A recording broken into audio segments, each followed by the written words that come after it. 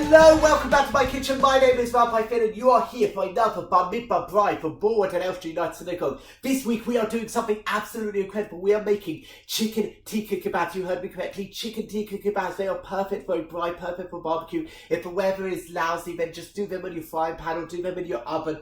But trust me, this is such a simple, beautiful recipe and we're going to accompany it with the most incredible mango and chickpea salsa. It is the perfect summer meal. So join me. I'm going to show you the very simple way to do it. As I'm doing it, let me tell you a bit about this week's parsha. This week's Torah portion is the Torah portion of Balak. So you might think it is all about a guy called Balak, but in truth, whilst Balak is a very important character in this week's Torah portion, he's the king of Midian. It's actually the person who he engages who is more important and who the actual narrative focuses on, and that is a guy called Bilam. Let me tell you about Bilam once I've done the first stage. So I'm going to be using a bag. You can easily use a bowl. But I want to try and reduce the amount of washing up I have to do. So into this bowl or bag, you're going to get 120 grams of dairy-free Greek yogurt. So I'm using the Alpro one, which is kosher. It's going to be dairy-free because we are going to be using chicken portions. So, done. Move out to one side. So, as I said, it is all about a guy called Bilam. Bilam is a prophet, he is a sorcerer, he is viewed by the sages as having almost the equivalent power of Moshe. And he is engaged by Balak to curse the Jewish people because Balak has realised that military might alone is not good enough to destroy the children of Israel. He needs to curse them out. So he engages Bilam. Now Bilam is a very shady character. At first he says, I can't go unless God gives me permission. And then he gets into this negotiation with God. Please can I go? I'll be really good. Please can I go? All the mind thinking about the big payday at the end of it. The story continues that he goes and overnight God says, do not do anything bad to my people. And Bilam says, yeah, promise. Obviously he's lying. And then we get to the craziest incident with Bilam on a donkey. But I'm not going to tell you about it yet. I want to put in the spices. So into the yogurt, we are going to put in a teaspoon of ground coriander. And this marinade is going to be amazing. It's going to be what gives the chicken all the flavour, but also keeps the chicken quite moist. So, a teaspoon of ground coriander, a teaspoon of paprika. Already smelling amazing. Half a teaspoon of turmeric. Helps give it that wonderful colour. I like to put about a quarter to half a teaspoon of ground ginger, not too much. Now, depending on how spicy you like things, this is how important the next stage is. I'm going to put in about half a teaspoon of mild chili powder. If you want it more spicier, then go for a full teaspoon. If you want it less, then start off with a quarter teaspoon and then just work your way up to see what kind of spice you like over making this a few times. And then finally, half a teaspoon of ground cumin.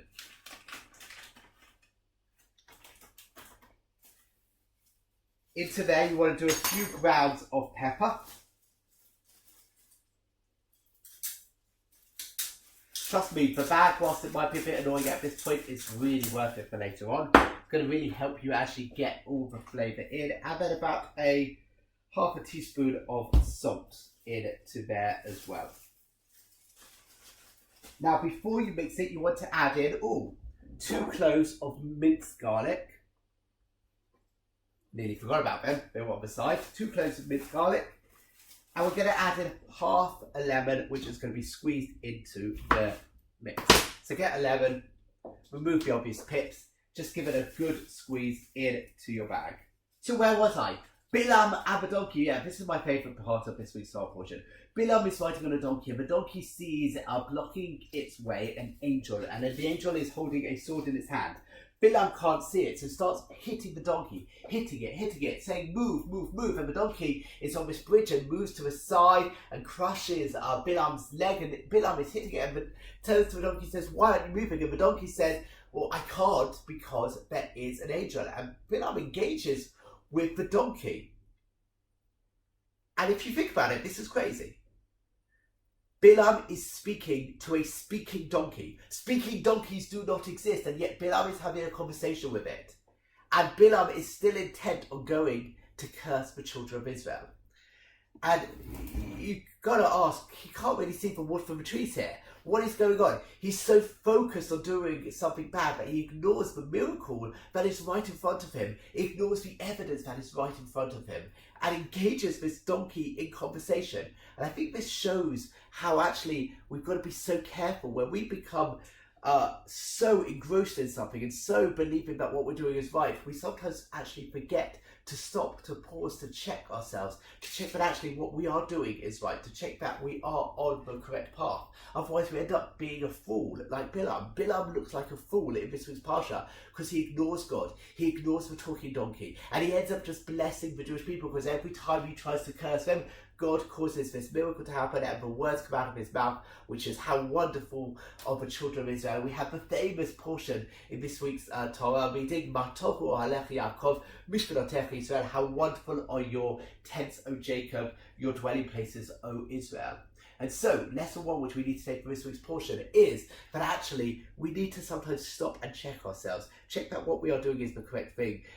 Because if we go blind and blinkered, we can miss, the signs, the obvious signs that are in front of us. Now, our marinade is ready, but it's not really going to do much if it just stays like that in a bag. So, get your chicken. I'm using 2 chicken breasts here, about just under 500 grams. I reckon it's enough for about 2 to 3 people. You want to cut it into kebab-sized pieces. So, and then once you've done that, you want to dump it in the marinade and leave it at least for 2 to 3 hours. Even overnight would be fine. Before you do the next stage. So, I'm going to cut it up. Let me get these pieces into the marinade. You want to try your best, which is hard and much easier said than done, to cut your pieces of chicken roughly into equal sizes. So it means that they're going to cook at the same pace, all of the pieces, so you don't get some pieces which are overdone and some pieces which are raw. So dump your chicken into the bag, and then you're going to give that a massage in a moment once I've cleaned this hand, and you'll massage all the flavours in. So let's just do the other chicken breast so I can actually show you the final bit. This is so easy. Look how easy it is. This is all the prep you need to do for this dish, or certainly for the chicken tikka kebab part. And the salsa that we're going to make is just as easy. And then leave it to marinate. Let the yogurt, or the dairy-free yogurt I should add, do its work. And then all you're going to need to do is, at the end, shove this on the barbecue, on quite a hot barbecue, for about 8 minutes, and then you're going to be, hey presto, it's going to be done. This bit is really, really simple. You just massage it in, and this is why I love the bag, because the bag allows you to massage all those flavours that you just put into your marinade, the cumin, the chili, the coriander, all of those, the yogurt, the lemon, the turmeric, all of those wonderful spices are now getting mixed around and massaged into your chicken breast in a way that you probably wouldn't be able to do if it was in a bowl. You want to be gentle because you don't want to mush, you don't want to smash your chicken breast, but look at that. That is incredible. Easy, clean. Put that in your fridge, leave it for a couple of hours, and I'll see you a little bit later for the next stage. So whilst our meat is marinating, let me show you the best salad to serve this with. This is such a simple salad, or a chutney, whatever you want to call it. It is mango, it is chickpeas, it is coriander, we're going to have spices. It is a beautiful, beautiful salad. It is based on something I saw from Ottolenghi, which involves Alfonso mangoes and cauliflower, but I've just stripped it down to the basic. What I've done is get 1 onion and also 1 red onion, and I've been slowly frying them for about 10 to 15 minutes, just so that they start to really caramelize. So get ready to a pot and just bring it back up to the heat whilst I'm speaking for you. So as I said, 1 onion, 1 red onion as well, in there, sliced into thin slices, cooked slowly for about 15 minutes.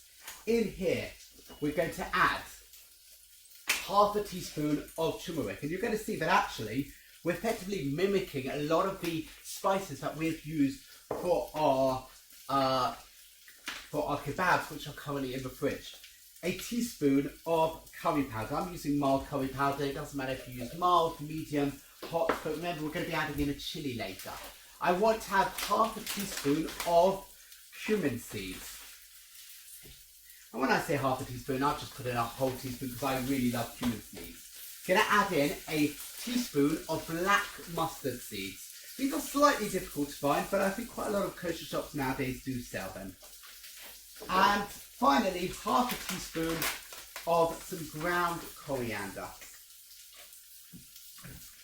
Now, you do want to add some salt at some point, but I find it's best to actually do salt to taste once you've got the whole dish together. So give that a mix and let the spices, the aromatics, start to come to life, and your nose will start to explode when that happens. Add in a teaspoon of sugar, white sugar, just 1 teaspoon. It's going to help balance out some of the flavours later on. So give that a good mix. And grab a tin of chickpeas. Tin of chickpeas. It's got to be the chickpeas which are in plain water. If you do them in salted water, it's going to be too salty by the end of this dish. Wash them out and then just simply add them to your curry mix. Give it a little mix, and at this point I like to add in a little bit of olive oil, just about a tablespoon of olive oil. It helps bring it all together at the end. And it helps spread the flavour out. You want to toast the chickpeas for a little bit in your spices and in your onions. Make sure that the chickpeas are really taking on that amazing spicy flavour. And take it off the heat and leave it to cool. Once cooled, I'm going to show you the final steps to actually turn your chickpeas into the most incredible salad. So my meat has been marinating for about 3 to 4 hours in the fridge. I can't remember exactly when I put it in, but it is now ready for me to put on my barbecue. I've got my barbecue heating up to its highest heat. You've already seen my barbecue, so I don't need to show it to you again. But we're going to be making these chicken tikka kebabs. I've got special kebab sticks which you can easily order off Amazon. They're quite sharp, so be careful. And the reason we're doing it this week, and I know you're going to groan, but the last 2 weeks I thought we've had really, really good connections to the Parsha. So this week is a slightly odd one. The majority of this week's Torah portion is seen from outside of the camp. It is what is happening outside of the Jewish camp. All the narrative is happening with Bilam and Balak. The Jews are they have no idea probably what's actually happening, but for the fact that God tells Moses about it. The very end of this week's portion, those switches, because when Bilam fails, he turns to Balak and says, do you know what? I can't curse the Jewish people, but I can cause them to sin. And he causes the Midianite women to go out to the camp and to seduce the men. Now, the men do not escape punishment because what they did was wrong. And we have one particular case of Zimri, who is the prince of the tribe of Shimon. He is doing an act with Cosby, who is a Midianite princess even. And nobody is able to do anything. Moses, Aaron, all the other leaders are paralyzed, except for Pinchas. Pinchas, the son of Elazar, who is the son of Aaron, so the grandson of Aaron, comes along, we're told, takes a big stick, dagger, staff, and impales both Cosby and Zimri at the same time, killing them. The follow-on, which I'll explain next week, actually happens in next week's portion, of which is called Pinchas. But I know it's really tangential, but spear those two people, and so we are going to be making these chicken tikka on the barbecue. If you've got children and you're trying to explain why you're making the chicken tikka, just say, because Rabbi Finn says it is connected to the Parsha. So get your skewer, and what you want to do, this bit is going to be messy. In fact, I'm going to take my watch off before I do it, and you're going to have to wash your hands afterwards. But you grab various pieces of chicken and just put them onto your skewer. At the end, you want to, if you've got the spray oil, spray some of that oil onto them and then put on the barbecue. You're going to put them on the barbecue for about 8 minutes in total, I reckon. Again, check it. Probably 4 minutes on either side, but rotating it. Again, check with one of the bigger pieces. The reason you therefore want to do the pieces as close to the same size as possible is precisely so that they cook at roughly the same speed. So I'm going to finish skewering these, I'm going to put them on the barbecue, and then I will show you the final product with our amazing mango and chickpea salsa. Okay, so let's finish off the salad that we're making, this wonderful mango and chickpea salad. What you need is you need your cooled chickpeas with the onions. Let me just show you what it looks like. This is what it looks like. It's beautiful, it's aromatic, it's flavoursome, but we're going to bring it to life now. We're going to add in a few key ingredients which are going to do that. First is a good bunch of coriander. If you're one of those people who can't take coriander, then I think probably parsley would work as well. So a bit of a bunch of coriander. This is probably, it's a good handful. In truth, probably would use a little bit more than I'm using, but you know, a small bunch of coriander would be absolutely perfect. Just dump it in. The next thing you want is a red chili. Again, this depends on how spicy you like things. I just want there to be little flicks of red chili throughout, so I'm not going to use a massive one. Make sure you remove the little pips, because that's what's going to be just not nice to eat them, really. And again, just really finely chop and dice the chili. And again, you're just going to add it to the mango salsa. You can see I like to make this in advance just to give a chance for all the flavours to really come to life. But I don't want there to be big bits of chili in it. I just want it to be really nice and chopped up quite finely. So I think that's okay. I might add a little bit more chili later once I'm finished filming. Okay, now mango, because it's a chickpea and mango salsa. You can use either half mango or whole mango, completely up to you. The main thing is that you want to ensure that your mango is really quite ripe. Even let it go slightly overripe, because you want it to have that sweetness. The original recipe calls for Alfonso mangoes, which are, I think, from Pakistan and have a really real sweetness in it. The sweetest mangoes I think I've ever had were in Mexico, and it basically tasted like that Israeli mango nectar drink in a fruit, which makes complete sense. So the longer and the more ripe you can leave your mango, the better. You certainly don't want to use a hard mango. And simply dice it and add it to your salsa.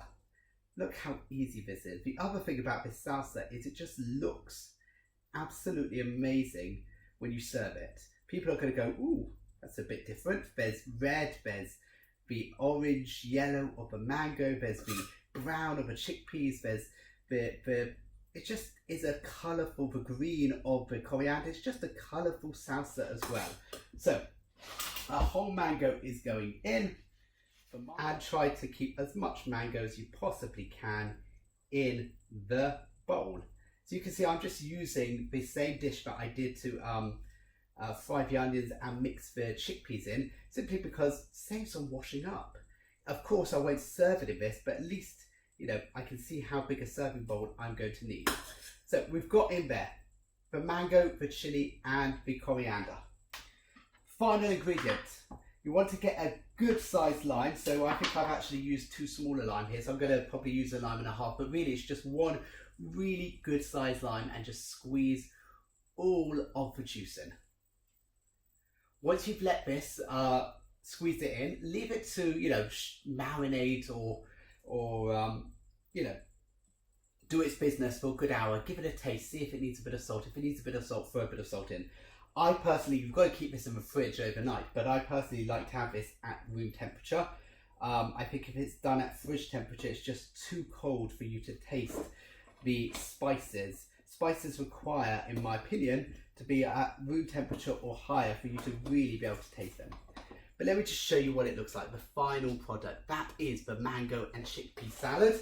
And do you know what, whilst we're at it, I put it in the fridge. I already de-robed it, but let me go grab it for you. It's chicken tikka. I took it off the stick in a moment of forgetfulness, but here it is.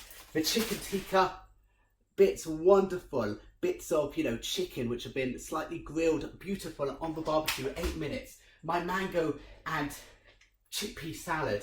This is the perfect summer dish. Give it a go. Have a great week and Shabbat Shalom.